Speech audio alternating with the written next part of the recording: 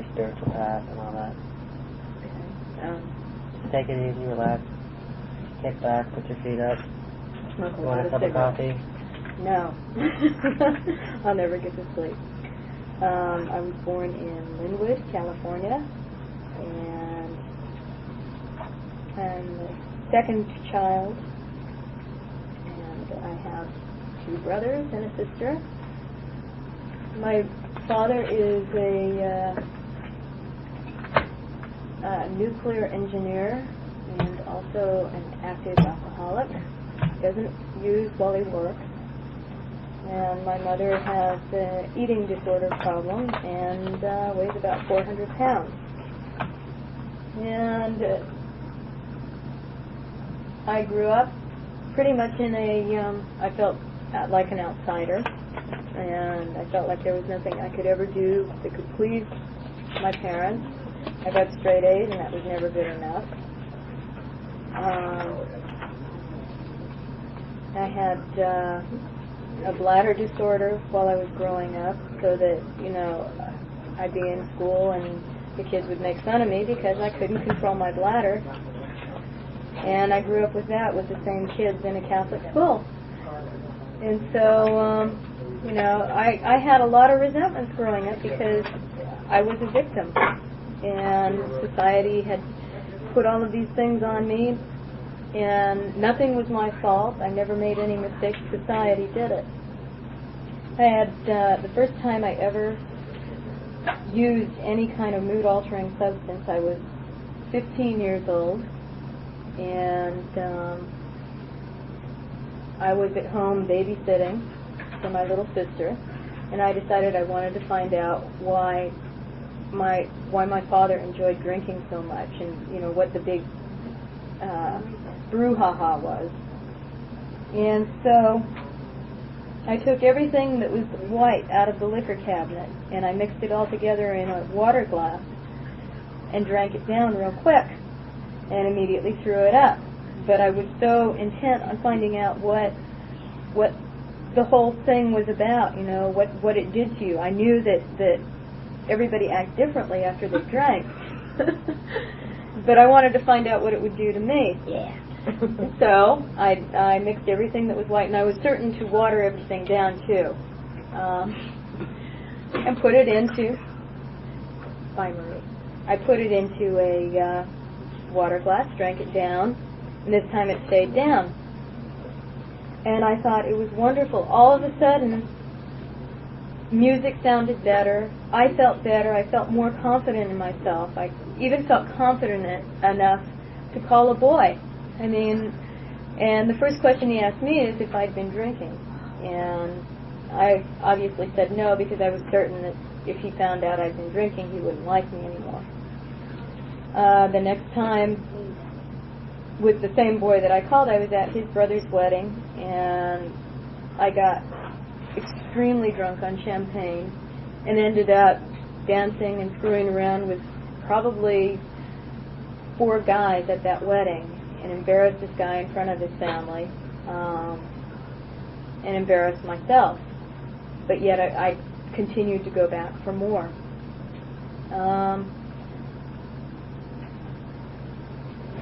I dated guys that were generally not very nice to me, and I thought that,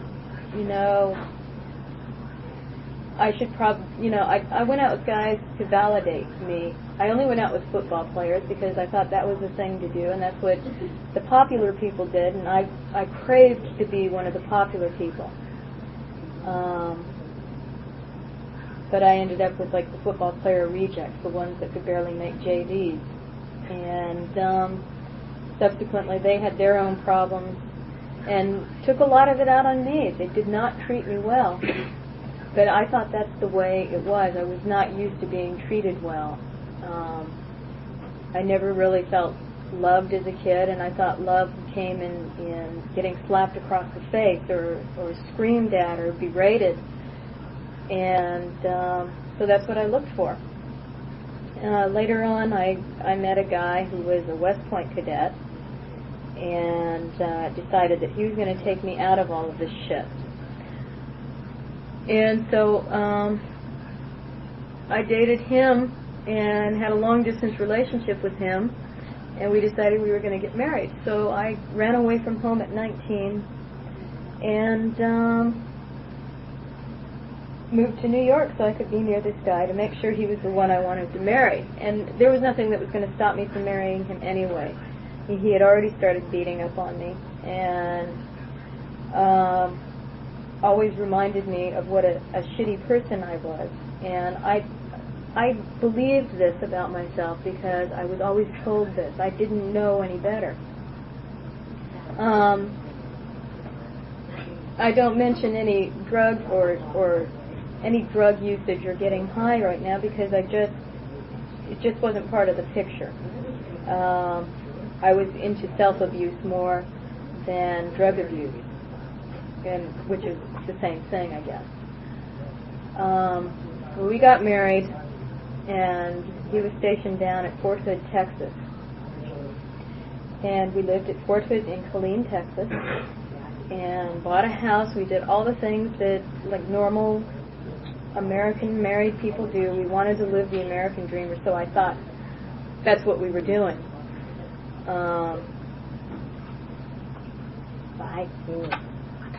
Okay.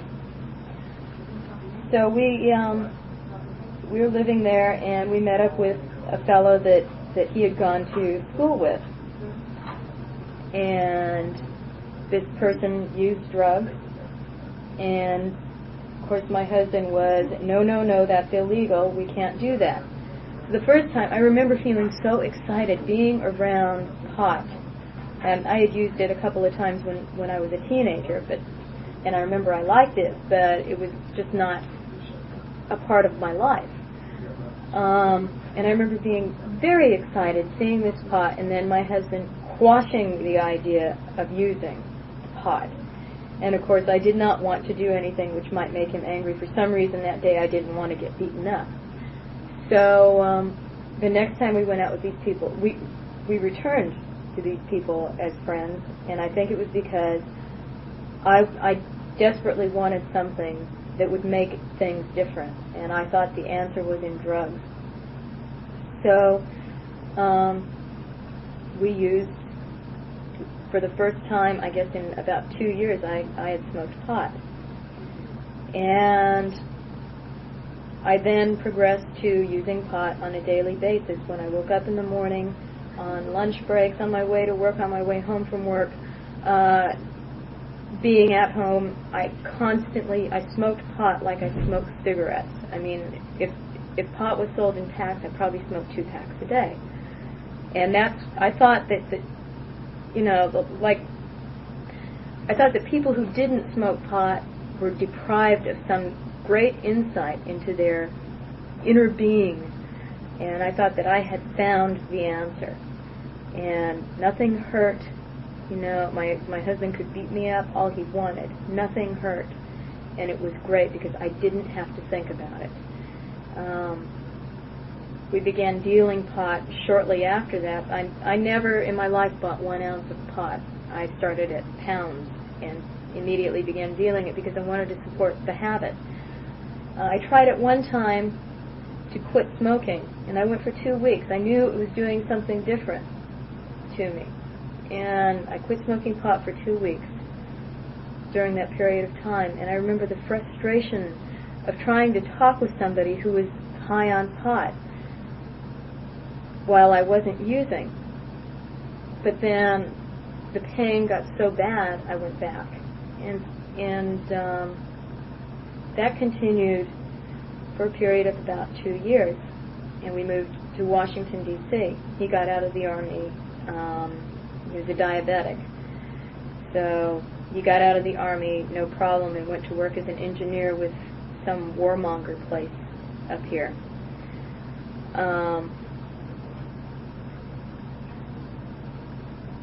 Shortly after that, I left him, and I went wild. I mean, if you had a drug, I would take it. If there wasn't any drugs, and there was always something available to change my mood. I never really went into mourning over leaving this guy, but then he was an asshole anyway. I mean, it was probably one of the best things, aside from getting clean, that I've ever done in my life. But I moved from guy to guy. I used the toilet seat as a pillow a lot of times. And I woke up in a lot of bathrooms. I woke up in a lot of strange places. And I finally met this one guy. I mean, after a whole chain of guys, I could not be alone. I could not be with myself. It was too terrifying. And I met this guy, and he was in a fellowship, a 12-step program. And I thought, this guy is the answer to everything. And I started going into meetings with him, and not realizing that perhaps I might have a problem. I used, while I was going out with him, never in front of him. And I'm sure, he was newly clean, so he didn't, he wasn't really paying attention to the signals. Well, I decided that I would join a fellowship so that I could get to know this guy and understand his soul, and so that he would never leave me. One addiction to another. And I ended up getting pregnant, and 5 months later we broke up, and that was the end of it, and I was carrying a baby. And I was very scared, and it was the first time I ever had to ask anybody for help aside from a man. I was 5 months pregnant and showing, and there was no man in the world that was going to be willing to fix me this time. I was real fixed. And so I had to ask people in the fellowship for help. And I didn't know how to do that. I had to call on women. I didn't know how to do that. Women were always a threat to me. They always were competition. They were never, I could never be a friend with a woman. It ended up that a lot of people took care of me during my first year. And, I mean, the most incredible things, one guy saved his money, his coins, and at the end of the year he would roll them all up and buy himself a bunch of jazz albums. So he gave me all of his rolled coins when I was out of a job and I had a baby and I didn't know what to do. And he gave me his money and never asked for it back.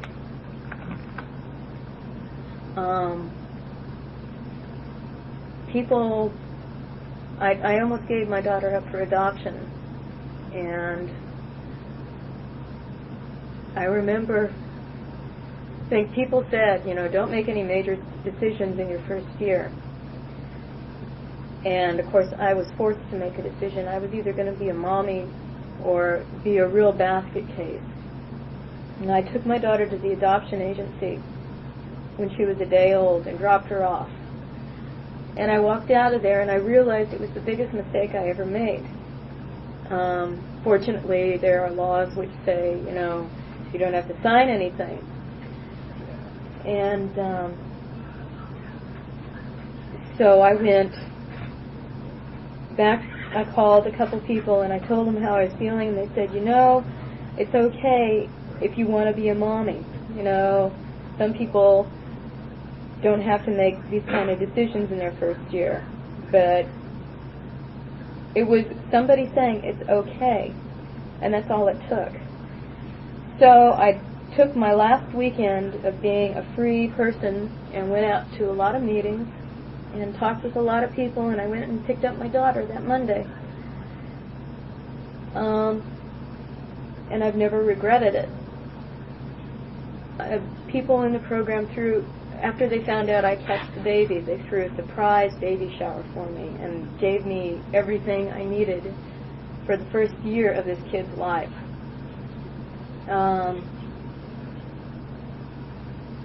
And from there, I think, it's just indescribable the amount of growth and the deepening friendships that I have. I never had real friends before, never had people that I could count on in a crunch. like I do now. And I've never been able to say, you can count on me in a crunch. And now I can say that. You know, now I can make myself available to the kind of feelings and the kind of help that people need and the kind of help that I need. I can ask for help. And I don't have to look for, you know, anybody who has a dick between his legs to give me help. You know, I can get help through people in the fellowship who just understand. And oh, thanks.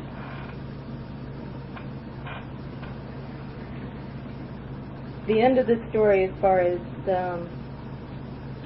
what happened with me and being a single mommy, that was pretty rough, and I don't recommend it for anybody. But it was something, if I had not kept that child, if I had not been pregnant, there was no way on earth I would have been clean. And I know that today. And I remember my sponsor telling me, you know, whatever it takes to keep you clean is whatever it takes. And at that time it was the kid. Now I have a family, I'm married. My husband has adopted the baby. She's 4 years old. And I'm, you know, I don't have all of the things associated with a successful life, but I have something inside of me that I wouldn't give $1 million, or I wouldn't take $1 million to give up. And it's an inner peace. It's something that I can go back to when things get really rough, when, you know, work is driving me nuts or the kid is driving me nuts. If I can find that place which NA has given me, you know, it's just to focus there. And I don't claim to be a highly spiritual person or anything like that. I think I'm just trying to make it through every day.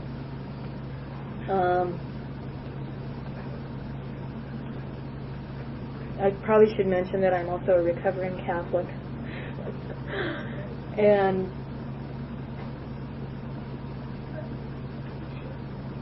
the kind of spirituality that was taught to me as a child is nothing like what I ever dreamed. It's nothing like what I have now. It's not what I ever expected it to be. I always felt very guilty. And I don't feel guilt anymore, unless of course I do something wrong, and I know I'm doing it wrong, but I don't feel guilty for being alive. I don't feel like I committed any great sin for living, and that's how I used to always feel. Like, you know, I was a professional victim. And I'm, you know, although I've been recovering now for almost 5 years, I can slip back into that so easily. And when I slip back into that, it reminds me of when I was using and how I felt. And I also know that I never have to feel that way again.